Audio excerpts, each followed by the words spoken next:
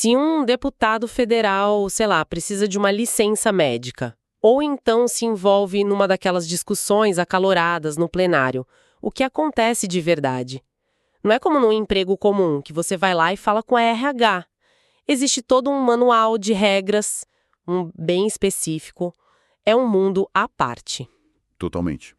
E esse manual, o regimento interno, ele não é só um guia de burocracia, sabe? Ele é, na prática, a constituição interna da Câmara.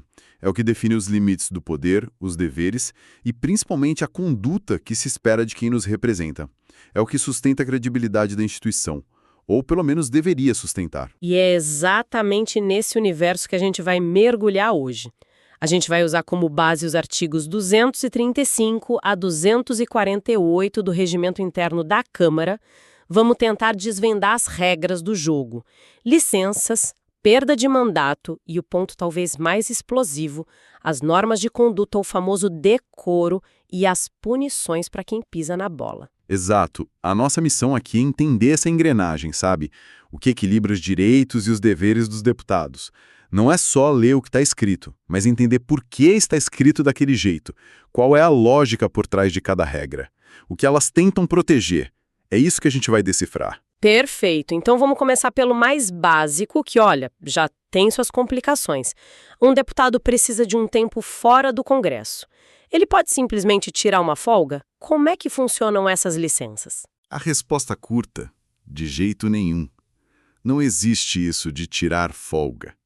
O artigo 235 ele é bem claro, né? Ele prevê 4 situações muito específicas. A primeira é para missões diplomáticas ou culturais, o que faz todo sentido, já que o parlamentar está representando o país. Certo. Quem decide isso é a mesa diretora, que é tipo o conselho de administração da Câmara, que organiza os trabalhos. Ok, missão oficial é quase uma extensão do trabalho dele. Mas e as licenças por motivo de saúde? É só apresentar um atestado médico qualquer e tá tudo certo? Ah, e a coisa Fica mais complicada. fica bem mais séria. E aqui que a gente já começa a entender a lógica da instituição se autoprotegendo. Não basta um atestado qualquer, não. O artigo 236 exige um laudo, e não é de um médico só, não.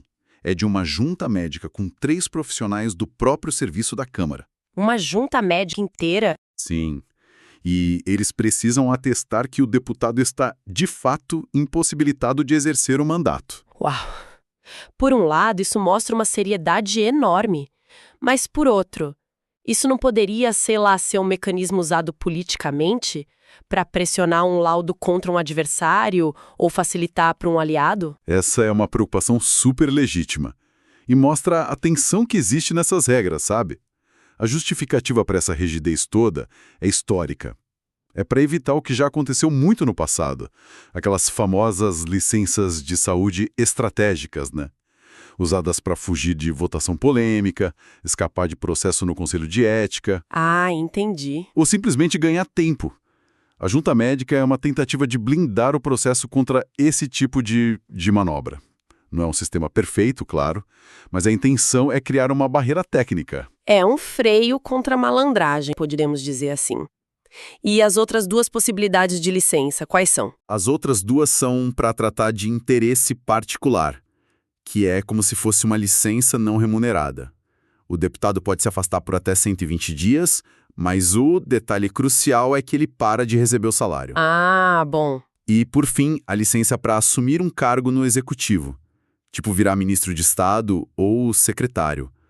Aí ele se afasta da Câmara e o suplente assumiu o lugar dele. Esse ponto da licença sem remuneração é bem interessante. Mostra que o mandato não é uma propriedade privada, né? Se o afastamento não tem a ver com a função pública, o contribuinte não tem que pagar por isso. Exatamente. E tem uma outra regra no artigo 235 que amarra isso tudo muito bem.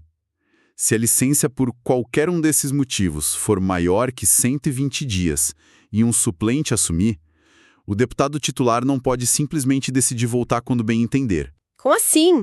Ele tem que cumprir o prazo original da licença. Isso dá uma estabilidade mínima para o suplente trabalhar, sabe? Para ele não ser só um tapa-buraco que pode ser sacado a qualquer momento. Faz todo sentido. Mas o regimento vai além. Ele prevê cenários ainda mais graves, certo?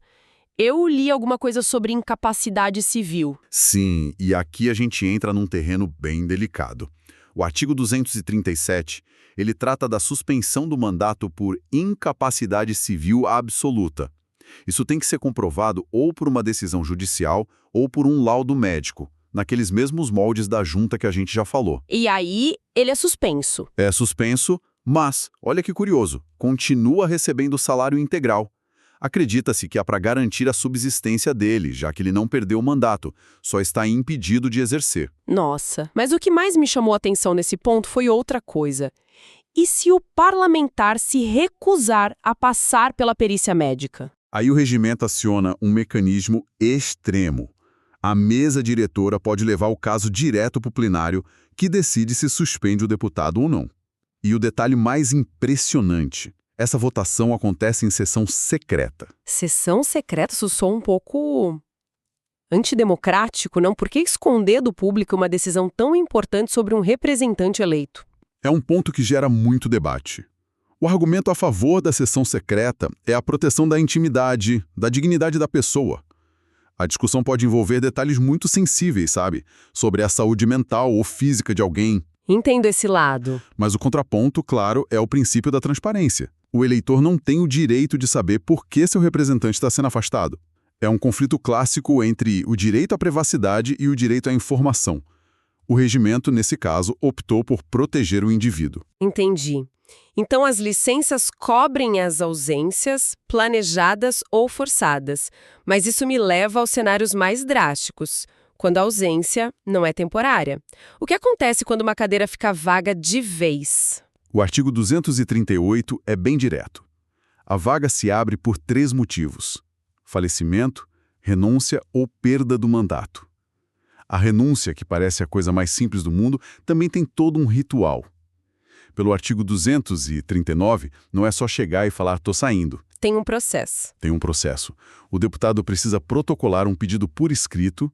Esse pedido tem que ser lido em plenário e publicado no Diário do Congresso. Só depois de tudo isso é que o ato se torna irretratável. Ah, então é um mecanismo para evitar renúncias por impulso, talvez no calor de uma crise política, dá um tempo para a pessoa pensar e garante que a decisão seja para valer. Se o deputado que foi eleito não toma posse no prazo, ou se o suplente é chamado e não aparece, o sistema entende que eles abriram mão da vaga. Esperto. Mas o processo mais complexo, sem dúvida nenhuma, é o da perda de mandato, que está detalhado no artigo 240. Imagino que a lista de motivos aí seja longa e cheia de termos jurídicos complicados. É sim, e cobre desde questões mais técnicas até as mais graves. Inclui, por exemplo, infringir proibições da Constituição, tipo ter uma empresa com contrato com o governo. Inclui também faltar demais, a mais de 1/3 das sessões, sem uma boa desculpa. E os casos mais famosos, né? Ter os direitos políticos suspensos, sofrer uma condenação criminal definitiva. E a quebra de decoro? E a mais subjetiva de todas, ter um procedimento declarado incompatível com o decoro parlamentar. Espera aí. Nesses casos mais graves, como uma condenação criminal que não tem mais recurso, ou essa quebra de decoro, a perda do mandato não é automática. E aqui está o ponto mais polêmico e que mais gera debate público. Não é automática. Não é. O parágrafo 1º do artigo 240 diz que, nesses casos, a decisão final sobre a cassação é do plenário da Câmara. Precisa do voto da maioria absoluta dos deputados e, de novo, em votação secreta. Então, um deputado condenado pela justiça ainda precisa que os próprios colegas votem para ele perder o mandato? Isso soa como um corporativismo gigantesco. É a Câmara protegendo os seus. Essa é a crítica mais comum e ela tem muito fundamento na prática. A gente já viu inúmeros casos em que a Câmara salvou colegas. Mas existe uma justificativa constitucional para isso, que é o princípio da autonomia e da separação dos poderes. O argumento é que um poder, no caso judiciário, não pode simplesmente anular o mandato que foi dado por outro poder, o povo, através do voto. A decisão final sobre a representação popular caberia, então, à própria Casa Legislativa? Exatamente. A ideia é essa. Mas é uma tensão clara entre a soberania do legislativo e a responsabilização perante a lei e perante a sociedade. Isso não acaba criando uma casta com regras próprias? Cria, sem dúvida, um campo de batalha político muito intenso. A decisão de caçar um colega nunca é puramente técnica. Ela é sempre política. E o regimento, em todos os casos, é muito enfático em garantir o direito à ampla defesa. O processo é longo. Passa pelo Conselho de Ética, pela CCJ. É um caminho tortuoso feito para que a perda do mandato seja uma medida absolutamente excepcional. Você mencionou de novo o tal do decoro parlamentar. Essa expressão sempre me pareceu um cheque em branco, sabe? O que, afinal de contas, o regimento considera uma quebra de decoro? O artigo 244 tenta dar um pouco de concretude a esse conceito tão etéreo. Ele diz que é atentatório ao decoro usar discursos ou propor leis que configurem crime contra a honra ou que incitem a prática de crimes. Certo. Mas vai além. Ele também define como quebra de decoro o abuso das prerrogativas.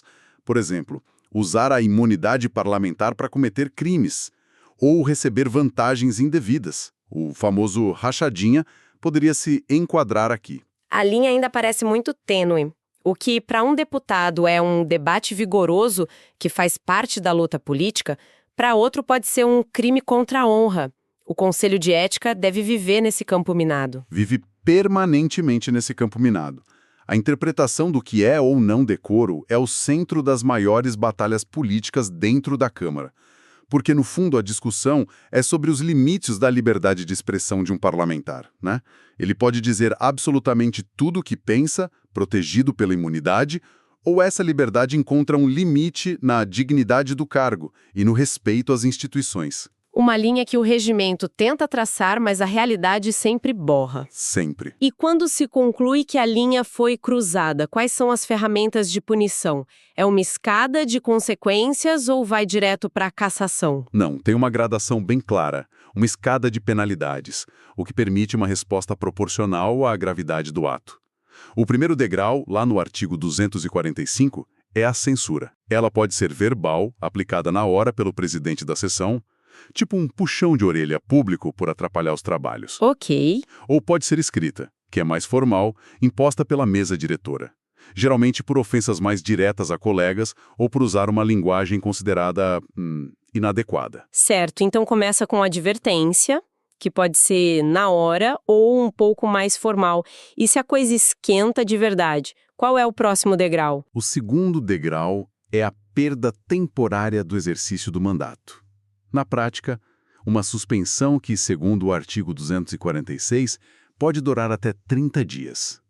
Isso já é bem mais sério. Com certeza. Acontece em casos de reincidência, em transgressões mais graves, como, revelar o conteúdo de um debate secreto ou por excesso de faltas. Uma suspensão de 30 dias já tem um peso político e público enorme. E o topo da escada? A penalidade máxima. O topo da escada é a perda do mandato. O artigo 247 não detalha muito. Ele basicamente nos joga de volta para o artigo 240 que a gente já discutiu. É a consequência final para as infrações mais graves contra a ética e o decoro, fechando o ciclo. Tem um último artigo nesse trecho que eu achei genial. Quase um mecanismo de autodefesa do debate. O artigo 248. Ah, sim. Ele é fundamental para o equilíbrio do jogo. Ele estabelece que se um deputado se sentir ofendido na sua honra durante um debate, ele pode pedir ao presidente da sessão que se apure o fato. E a parte brilhante é a consequência, né? Exato. Se for provado que a acusação era falsa ou leviana, é o acusador quem pode acabar sofrendo uma censura. É um sistema de freios e contrapeso para o próprio discurso. Ele incentiva que o debate seja duro, mas baseado em fatos, não em calúnias. Desestimula o ataque pessoal gratuito. Perfeitamente colocado.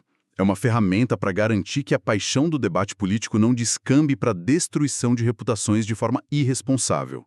Em tese, eleva o nível da discussão, forçando os parlamentares a terem mais cuidado com o que dizem. Ok, vamos juntar as peças. Depois desse mergulho, fica muito claro que a vida de um deputado é governada por um esqueleto de regras muito mais rígido do que a gente costuma imaginar. Da licença médica, a forma de se comportar no microfone, tudo passa por um rito, com direitos, deveres e consequências bem desenhadas. Exato. E é crucial entender que essas regras não são só burocracia, elas são um sistema imunológico da instituição. Existem para proteger o poder legislativo dele mesmo e de pressões externas, sabe? Para garantir que ele funcione com um mínimo de ordem. O conceito de decoro, por mais vago que seja, é a viga mestra que tenta sustentar a confiança do público no parlamento. Sem ele, a instituição perde a legitimidade. E é aqui que eu acho que fica a grande provocação para a gente pensar um pouco. O regimento que a gente analisou é de 1989. Ele foi pensado e escrito num mundo sem internet, sem redes sociais, sem a comunicação instantânea e viral que a gente vive hoje. Uma realidade completamente diferente. A arena do debate político, que antes era o plenário e a imprensa. Isso. Hoje é o Twitter, o Instagram, o WhatsApp. É uma arena sem regras, sem presidente de sessão e com um alcance infinitamente maior. Exatamente. E isso nos leva a uma questão que está batendo na nossa porta. Como esse conceito de decoro parlamentar, pensado para discursos no plenário, se aplica a um tweet agressivo, a uma fake news compartilhada, a uma live cheia de insinuações? Será que as regras de 89 são suficientes para lidar com os desafios, a velocidade e a brutalidade da política no século XXI? Fica aí a reflexão.